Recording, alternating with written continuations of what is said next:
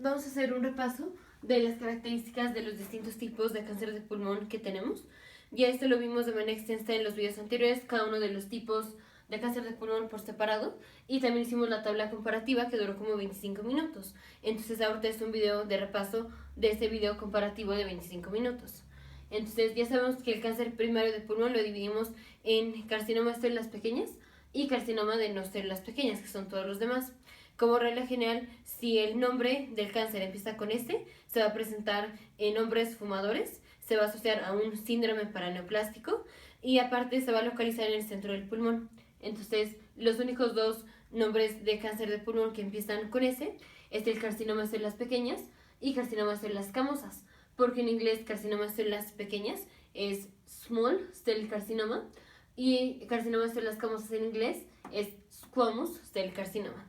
Entonces nos acordamos de las S. Como regla general, si empieza con S, se asocia a un síndrome paraneoplástico. Se va a presentar en hombres fumadores, smoke, en inglés es fumar, y se localiza en el centro del pulmón. Aquí vamos a imaginarnos que en lugar de una C, tenemos una S, porque suena igual. Entonces nos acordamos con las S. Carcinoma de células pequeñas se va a presentar en hombres fumadores, se localiza en el centro del pulmón, y estas van a ser células neuroendocrinas azules, redondas y pequeñas. La inmunohistoquímica es, esas células son positivas para cromogranina, para sinaptofisina y para la enolasa específica de neuronas. Estas células pueden producir la hormona antidiurética. Si producen hormona antidiurética, el paciente se va a presentar con síndrome de inapropiada secreción de hormona antidiurética. Si estas células producen la ACTH, el paciente se va a presentar con síndrome de Cushing. Si estas células producen anticuerpos en contra de los canales presinápticos de calcio, el paciente se va a presentar con síndrome de Lambert-Eaton. Si estas células producen anticuerpos en contra de las neuronas, estos pacientes van a tener encefalitis o mielinosis paraneoplástica o van a tener degeneración subaguda cerebelosa. Ese tumor es un tumor pobremente diferenciado y es muy agresivo porque rápidamente hace metástasis a otros órganos. Tratamiento va a ser con quimioterapia o con radioterapia, generalmente con quimioterapia. Eso es lo importante del tumor de células pequeñas. Ahora vamos a carcinoma de células escamosas.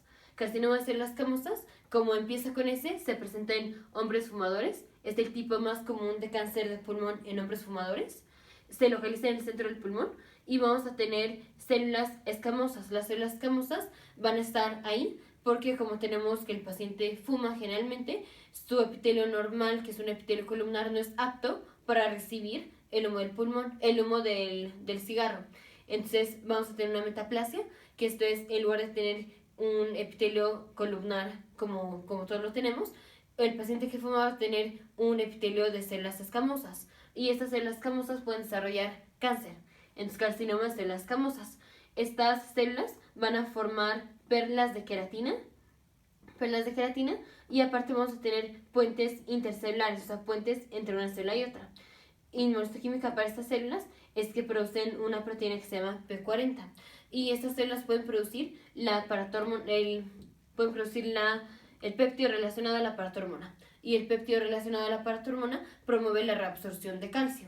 Entonces, estos pacientes se van a presentar con hipercalcemia y este es el síndrome paraneoplástico.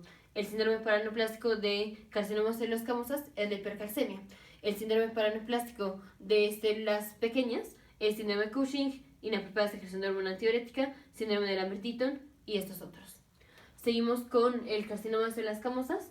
Este tipo de cáncer lo vamos a tratar con cirugía. Vamos con el adenocarcinoma. El adenocarcinoma, como no empieza con este, no se va a presentar en hombres fumadores, sino que se va a presentar o en mujeres fumadoras o en hombres no fumadores. Y no se encuentra en el centro del pulmón, sino que se encuentra en la periferia del pulmón. Este es un tumor agresivo y tenemos un subtipo que se llama subtipo bronquialveolar, que es, digamos, la forma localizada o la forma in situ. Estos pacientes, aparte, se pueden presentar con la osteoartropatía hipertrófica. La osteoartropatía hipertrófica es que el dedo del paciente parece como si fuera un palillo de tambor, o sea, la punta está como más hinchada, como así. Si tenemos un paciente con adenocarcinoma, generalmente es porque tenemos una mutación activadora en el gen KRAS o en el receptor del factor de crecimiento epidermal o en el gen ALK. estos pacientes, los pacientes que tienen un adenocarcinoma, si hacemos una radiografía, vamos a ver que el tumor crece o en los bronquiolos o crece a lo largo del septum interalveolar, o sea, entre los dos alveolos, la pared entre los dos alveolos, por ahí va a crecer el cáncer, el adenocarcinoma. Y como su nombre lo dice, las células son células columnares glandulares. Carcinoma es un tumor maligno, adenos es glándulas. Entonces, ese es un tumor de células columnares glandulares y esas células producen mucina. Entonces vamos a tener células así, llenas de mucina. Si hacemos una inmunohistoquímica, estas células son positivas para el factor de transcripción tiroideo 1, o sea, una molécula que promueve la secreción de hormona tiroidea. Thyroid transcription factor 1. Vamos con tratamiento es quirúrgico. Ahora vamos con tumor carcinoide. Tumor carcinoide, esto es un tumor de células neuroendocrinas, está muy bien diferenciado, tiene muy buen pronóstico. Obviamente, pues igual, generalmente lo tratamos con cirugía, pero tiene muy buen pronóstico. Y estas células se van a ver como células pequeñas, redondas y azules, y forman como nidos. Aquí están las células pequeñas redondas y forman nidos, a diferencia de estas. Pero mucho cuidado porque aunque las células se ven iguales, la forma en la que están agrupadas es distinta. Aquí vean cómo estas forman nidos, estas no.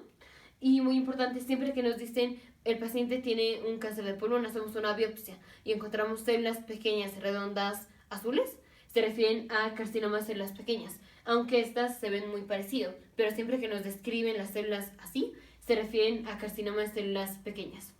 Estas células también son positivas para la cromogranina y para la sinaptofisina.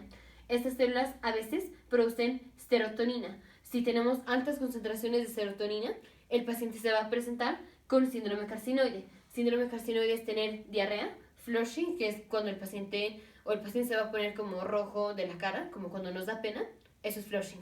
Y ese se va a poner el paciente. Y va a tener sibilancias. Eso es en respuesta a las altas concentraciones de serotonina que es producida por el tumor carcinoide. Y a veces el paciente se va a presentar con hemoptisis, más aparte de toda la sintomatología de cáncer de pulmón. Vamos con el tumor de células gigantes.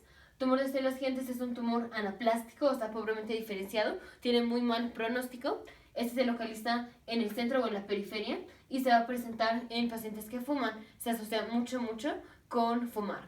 Y este cáncer va a ser un diagnóstico de exclusión, o sea, una vez que viene el paciente con cáncer de pulmón y ya excluimos que no tiene alguno de los otros tipos de cáncer, entonces podemos decir que el paciente tiene un carcinoma de células gigantes. ¿Por qué? Porque este tumor no tiene las características de los otros tumores. Entonces, si encontramos un tumor de pulmón que no tiene esas características, las que ya mencionamos, va a ser un tumor de células gigantes neuroendocrino. Y esas células van a ser pleomórficas, o sea, tienen varias formas. Y ahora vamos con la metástasis. Podemos tener ciertos órganos que cuando tienen cáncer hacen metástasis a pulmón. Si tenemos cáncer de colon, de mama, de vejiga o de próstata, estos tumores generalmente metastatizan a pulmón. Y obviamente es mucho más fácil o es más frecuente que si tenemos un cáncer en el pulmón, es más común que el cáncer de pulmón sea por una metástasis, o sea que tuvimos cáncer de alguno de estos órganos y el tumor metastatizó a pulmón, a que tengamos un tumor primario. Si tenemos una metástasis a pulmón, se va a presentar como varios focos, o sea, la metástasis involucra varias partes del pulmón y esto parece como bolas de cañón y eso es característico pues de la metástasis a pulmón. Y obviamente, entonces, si el paciente tiene pues metástasis a pulmón, hay que buscar el tumor primario. Entonces, como regla general, si es un paciente que fuma, o va a ser un tumor de células pequeñas o un tumor de células escamosas y se va a presentar en los hombres. Estos dos tumores se asocian con síndromes paraneoplásticos, como ya vimos. Las células neuroendocrinas, o digamos las células que van a ser pequeñas, que son positivas para cromogranina, sinaptofisina, son las células del tumor carcinoide y las células de las células pequeñas. El tumor, digamos que se asocia con mujeres fumadoras, es el adenocarcinoma y es el que se presenta con la osteoartropatía hipertrófica. El tumor que produce mucina o que produce glándulas es el adenocarcinoma. Y el más agresivo de todos es el tumor anaplástico, tumor de células gigantes. Como regla general, todos los tratamos con cirugía, o sea, resección quirúrgica, salvo el carcinoma de células pequeñas, que se trata con quimioterapia. Nos vemos en el siguiente video, futuros médicos, científicos e ingenieros.